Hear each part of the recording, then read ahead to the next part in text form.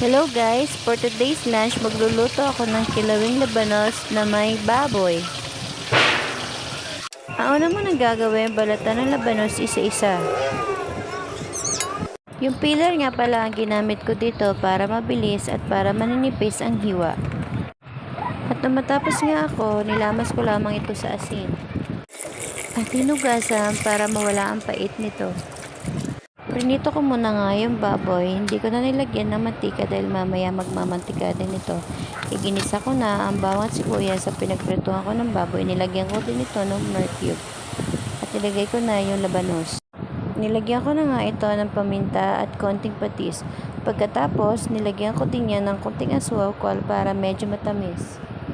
At inilagay ko na nga yung baboy na kanina kong prinito. At sunod ko na nga iprinito ang isdang galunggong. At ito na nga, luto na ang aming ulam. Kain po tayo.